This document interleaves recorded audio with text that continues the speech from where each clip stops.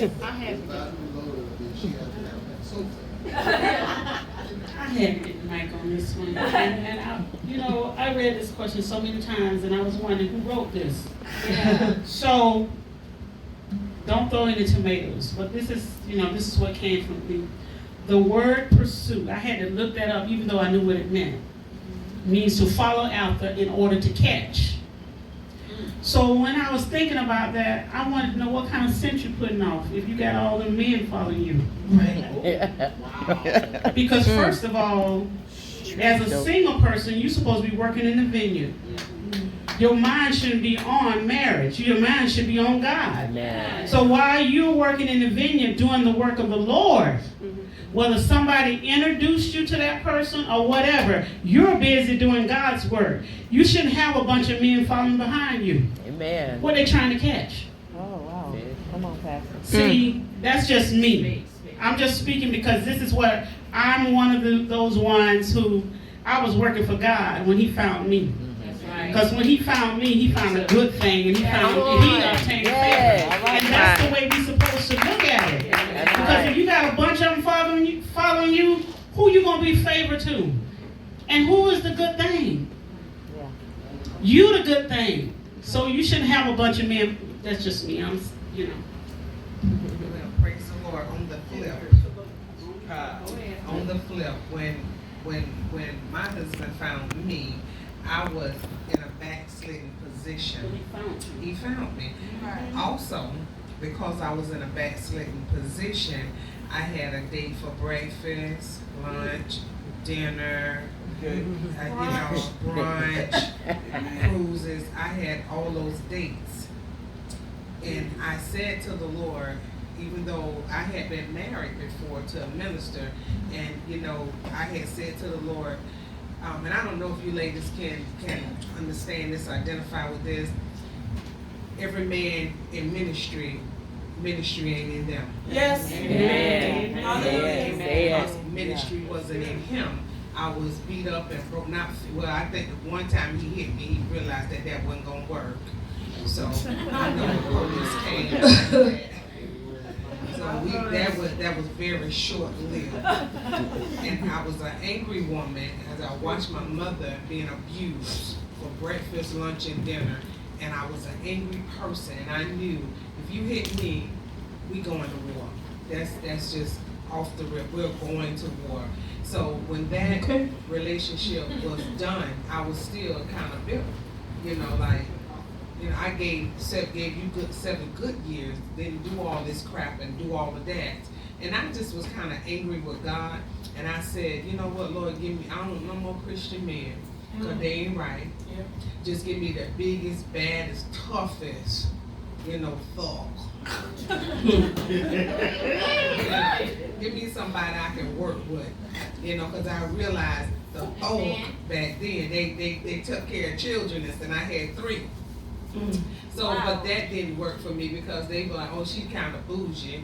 So the first time one said something out the way to me, it's like, okay, I'm calling cousin now. Because you need to understand, you don't talk to me like this. So, and so when I got with my husband, after we're having all of these scents, honey, all these different scents, when I got Odors, aromas. I tried to push him away. The one that was good for you. I didn't want what was good for me. My mother said, you know what? She said some choice words. My mother don't filter. So she just let me have it. You don't want what's good for you. You always looking for this, that, and the other. But this is a good man. And if I wasn't as old as I am, I wouldn't care that you my daughter. I could get this man from you. And then the lady, I was at the hospital, we had our first date, and the lady in the other bed, I'm like, am I talking to you? All right. So, but after a while, I got it together, and I said to the Lord, because at first I said, you know what, since he just want to be around me, I'm not going to let my stuff go. I'm going to have to see how I can fit him in. So, but the Lord began to deal with me in my backslidden position and informed me, not this one. This is not a fit in. This is a real one. And I'm like, I know even when I say, are you a minister or something? And he said, yeah. I said, I don't know to do with him. Because there's too much hurt attached to the past. And I didn't want that. But the way I was going, it was hurt still. So what I said to the Lord, I got some common sense. I think in that little sliver of moment, common sense prevailed. And I said, Lord, if this man is not good for my life and the life of my children, then he must go. He gotta go. And you know what? Everybody else just dropped off. You know, they said, Verse said, you're a good woman, but you crazy. You will fight. You crazy. You will let people have it. You're not gonna. You just don't care what come out your mouth. And you're really good, but you crazy. So everybody just dropped off. I didn't have to even work. All I said was, and I meant what I said. And when you're dealing with when you got children, you got to be careful. Some of you all, I don't know if Prophet has dealt with that, but when you come from a life of sexual abuse and beat-ups and all of that from people that's supposed to love you, you don't want to put your children in a situation. Because, you know, I just feel like if you touch one of mine, you already done decide that you're ready to die. That's how I felt. I honestly did. And when he wouldn't leave, and he said, I'm not going nowhere. You're not going nowhere. He said, I'm here, you belong to me. And then the Lord began to do some breaking inside of me. You know, and I got upset because I couldn't control. I was always in control. And I'm just crying. I said, I can't control. But then I started giving my life back to the Lord. And I heard God say one thing, relinquish all. You're not the man. Let him do what he's supposed to do. And the next year we were married. So that was how he found me, and I knew that this man was from God for me and my children, because he had married all of them too. Amen. That's good. I've always had a lot of men pursuing me, and I don't think I had a bunch of sense attached to me, because the sexual purity, as of one of my books, is very important to me. Right. And so living a life before Christ that bumped me in, but one, I want to hear him say, well done. And so that was very important to me. But I believe that you have to line up with somebody who lined up with your convictions. Are you guys equally yoked? And once I realized that me and you, I thought we might look good together, but we're not. The conviction of the Holy Spirit doesn't convict you on the level that it convicts me, or it doesn't convict me on the level that it convicts you. We're not going to get where we need to go. I believe marriage, we might not go and get to Christ the same way, but we should view him and serving him in the same light. Right. And so I believe that person, she should line up with the one who lines up with her convictions of what God said. We're not talking about what men say you should have. What did God tell you that your husband should be like, and stick to that? I believe one of the situations that I fell in is because I did not stick to what God said. And that's the only thing that's going to stand. I read this question and it made me smile because instantly I thought about my husband that I'm with right now. And when we got together, we were friends when we was close. And it's amazing how I asked him this later on too. I said, what attracted you to me? Because at the time, my mind was so into serving the Lord. Because God at that time showed me this triangle. He said, look at this triangle. He says, I'm on top. He said, and you are connected to me. And the one that you're going to be with is going to also be connected to me. So when y'all come together, it's going to be complete. Amen. And so I didn't realize that then. But my husband is he's not one that'll run up on you. And he had a lot of women at the time chasing him at the church. I didn't pay that any attention either. Because again, I was so busy trying to do what I need to do in the church or for God.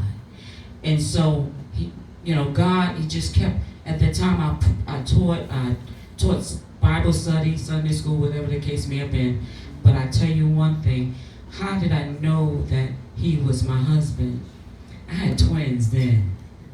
And this one twin, she's truly a little prophet. I call her Munchie. She don't go to everybody. But she used to always stay up under me all the time. The other one was the evangelist, that's Lovey. She used to run all over the place. And be friendly with everyone.